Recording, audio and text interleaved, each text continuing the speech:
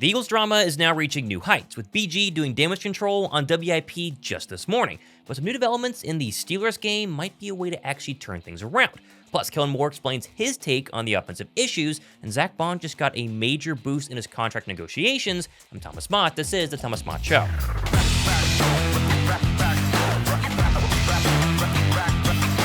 All right, well, if you haven't seen, the Philadelphia Eagle drama just went from 0 to 100 basically overnight, following some surprising comments from BG on WIP yesterday. But instead of starting with the bad, how about some good news for the Birds, who, despite the media firestorm the past 24 hours, still sit at, last time I checked, 11-2, and still have a massive matchup at the Link this Sunday versus the red-hot 10-win Steelers. Although the bad news out of Pittsburgh today came from Mike Tolmin, who says George Pickens is doubtful on Sunday versus Philly, saying yes, there's a small chance he could play, but he had an MRI on his injured hamstring, and it appears to be more significant than initially thought, which is honestly massive news, as Pickens has been by far the Steelers' best weapon on offense since Russell Wilson took over, and just last week, without Pickens versus Cleveland, Wilson only had 158 passing yards through the air, his lowest of the season. And behind George, the rest of the Steelers' receiving threats, they're not that great. Their second leading receiver right now is Pat Freiermuth, a tight end who has just 470 total yards on the season. Now, obviously, there's still plenty of time for George Pickens to get healthy. Filming this right now, it's Tuesday morning, but this is still very, very good news that maybe could swing everything in the favor of Philadelphia and create a win on Sunday that could change the entire narrative. Also, staying positive, before we get to the bad, that's coming. Right now, in terms of Pro Bowl fan vote receivers for Philadelphia, Saquon Barkley is the leader, which is not really a surprise, and obviously he's going to be a first-team All-Pro guarantee, but second is linebacker Zack Baun, who in just 3 games already has better stats than Defensive Player of the Year Luke Kuechly back in 2013. Also, according to FS1's Emmanuel Acho, Baun isn't just a Pro Bowler this year, he's the Defensive Player of the Year in the entire NFL this season. Baun says, forget all that. Forget all that. Eyes, chase him down, TFL. But here's what I love, because linebacker play, it's all about opening and closing windows. Baun right now is looking at this window. He's like, if Chuba Hubbard hits this gap, I got to fill the gap. But Baun says, oh, you want to beat me in a foot race? Boy, I'm a runner. I'm a track star. I'll see you out there. TFL. Baun, I told y'all last week, put out the APB for All-Pro Baun. But this week, he's looking like the Defensive Player of the Year. Ready, break. Yeah, I think Billboard Baun is going to get a Billboard-sized check. Hopefully it's from Philadelphia, but that's going to be a massive storyline to watch come March. Now, flipping over to the drama we're all worried about, it's been wild to see players crying on the sideline after oh, wait, that was Micah Parsons crying on the Cowboys sideline just last night.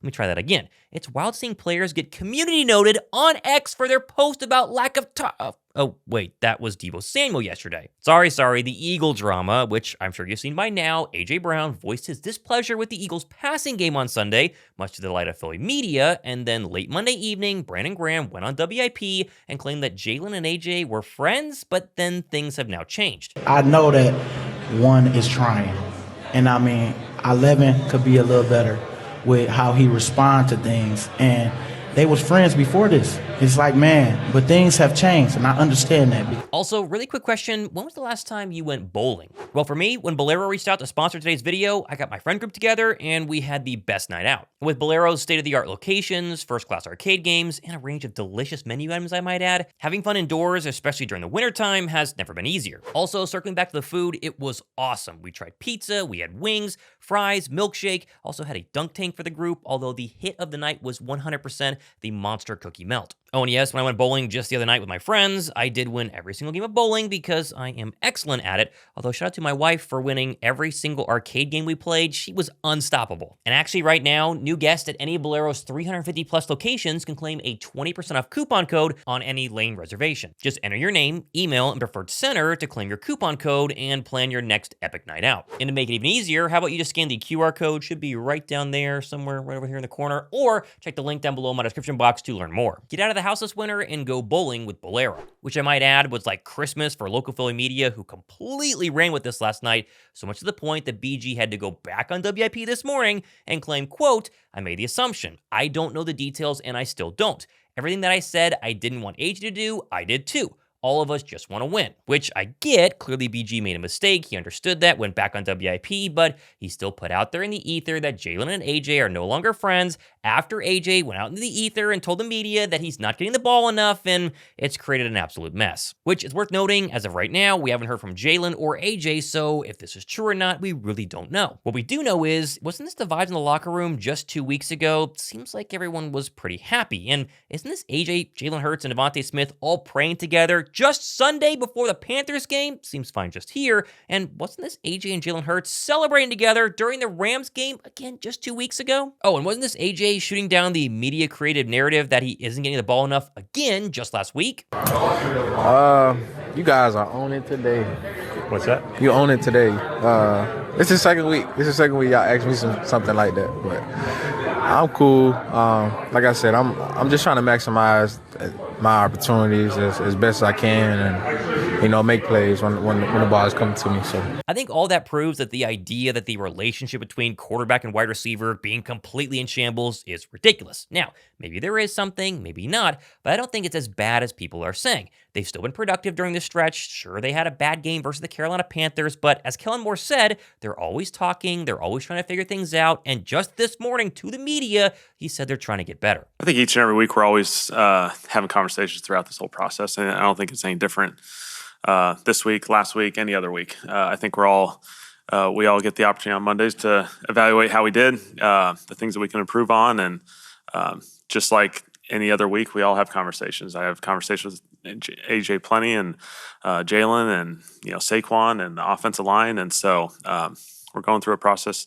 similar. And obviously, this past game, from a production standpoint, the passing game obviously is something that we'd love to grow on, and I think we got excellent opportunities to grow in that capacity. Also, shout out Nick Sirianni for going on WIP this morning and doing some really great damage control. I thought his quotes on A.J. Brown and Jalen Hurts were absolutely fantastic. When I see, AJ and Jalen communicating about the game plan, eating lunch together every single day, praying with each other before the game, there's going to be speculation, and I get it. I get it, rightfully so, based on what's happened the last couple of days. But all you can do is judge what you see.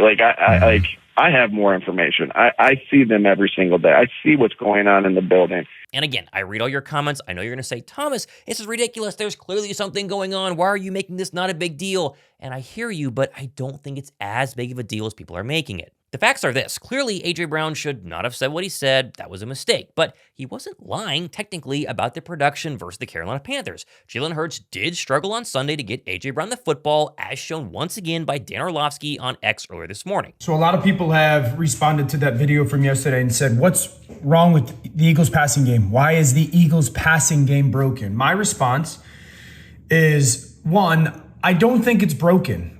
I believe that they struggled on Sunday and Jalen did not play or see the field well. And then two, there is a certain scheme limitation to their pass game. I think number one is drop back pass, throw in the middle of the field is not going to be a strength for Jalen's. It never really has, and I don't think that's changing, okay? Just 3 real quick clips. All right, so you get Saquon starts left and he motions from one side to the other side. Backer leaves because it's man. That's an indicator. And this backer triggers. Okay, great. More often than not, when that happens as a quarterback, find the middle of the field. You know that there's a vacancy in the middle. Devontae's running a slant and AJ's running a slant. Or a short end, 5 yards and go vertical. One of those two guys should have gotten this football. Okay? Now, I think Jalen's going to throw this ball to AJ, and he feels that backer. But the vision of him kind of tells me the whole story. 1, 2, 3. The ball should be out right now, okay, to Devontae on that inside slant. But he just doesn't have a great vision of throws over the middle field in the drop back non-play action game, okay? If you go to the next clip, I don't think the pass game is broken. It hasn't been an issue. It's just didn't see the field well. And this is something that's really shown over the last 2 years, okay? So again, this is a pretty clear, they're going to play one safety in the middle field pre-snap. There's not a lot of disguise here. J.C. Horn matched up against A.J. More often than not, Jalen's going to take his shot down the field with AJ one-on-one. Don't know why he didn't here, because this is also a bad man play when it comes to the internal pieces. Better in zone. Like, you don't love that route versus man. You don't love this route versus man. So I would say, just pre-snap, knowing the pass concept, one of two guys should have the ball right now. Either Devontae on an out route. If you love the matchup, outside leverage, squatty corner, I wouldn't. AJ should have gotten this ball. But here's the thing that stands out for me. Jalen in the pocket, when it comes to a clean pocket and the lack of comfort in it, all right? I want you guys to just watch him, okay? There's no pressure here. Saquon does an unbelievable job of picking it up. And instead of moving off of that, there's not a lot of clarity with what he feels right there. I just don't think he saw it well on this day. But with that being said, just because they struggled on Sunday and AJ let his emotions get the best of him does not mean the sky is falling and 2023 is happening all over again. But just for the sake of argument, let's say this. Even if there is, let's say, serious beef between AJ Brown and Jalen Hurts, and I can't believe I'm saying these words, I agree with Terrell Owens and Freddie Mitchell this morning on their social media accounts explaining that even if the two don't like each other, they can still go out and dominate and win. Like I said, nobody knows unless you got firsthand information that those two guys have beef. Right. And at the end of the day, it got to a point when I played toward the end of the season, I didn't like Donovan, but that didn't deter me from going out there balling. And you know what? You know what is so funny, Tierra? Let me put this out there because people don't know that y'all was so mad at each other, but you had your best game in the Super Bowl. He still threw you the ball, bro. That's all that matters. At the end of the day, once you get in between the lines, anything external, like, bro, that shouldn't matter because the common goal is to win games. Personally, the biggest takeaway for me is this has been a PR nightmare, and I'm shocked at how the Eagles PR team has handled this. The second BG's initial words went out Monday night on WIP, BG should have been on his social media, told by the Philadelphia Eagles to just immediately backtrack this and say, not what I meant this, and it wouldn't have been a big issue. Also, a single video from either Jalen or AJ or both, or even just a social media post late last night saying, no, it's just false, we're actually BFFs, could have fixed this thing in about 2 seconds. Like, literally just recreate the viral draft night trade video and this drama is over.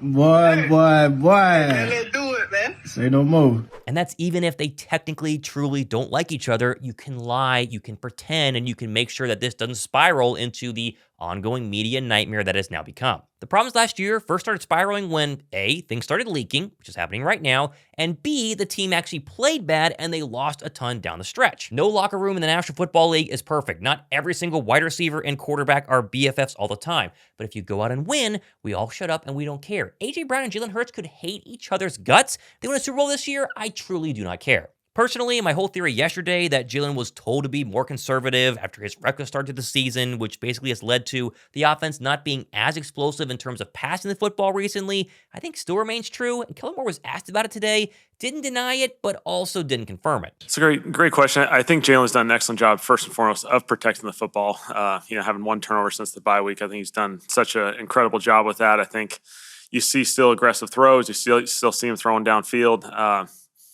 Obviously this game, from a production standpoint in the passing game, we didn't hit the explosives and all those things. And sometimes, unfortunately, these type of games happen. And this is the challenge of the NFL is you have slugfest games like this and you find a way to win. And that's ultimately the number one objective. And so, I think first and second down probably can find ways to improve there. But I think, situationally, I thought credit to our guys of hanging in there, 2-minute drive, 4-minute first downs and passing situations, red zone, 2 touchdowns. So there's plenty of smaller, little details I thought we performed at a high level of. The truth of the matter is, Jalen had a bad game, AJ and BG made mistakes, gave the media some extra rat poison, and now they have to show up on Sunday versus the Steelers and silence all the noise. And that's very possible. Like 10 weeks ago, I was calling for Nick Sirianni's job after the Bucs lost. And since then, 10 weeks later, I don't think I mentioned Nick Sirianni in a negative light just once on this channel. Beat a very good Steelers team on Sunday, throw a touchdown pass to AJ Brown, high five on the sideline, and it's gonna be just fine. Give me y'all's thoughts down below in the comment section right now. Now, obviously, by the time you're watching this video, maybe AJ spoken, maybe Jalen spoken, spoken. Maybe it's gotten worse, better.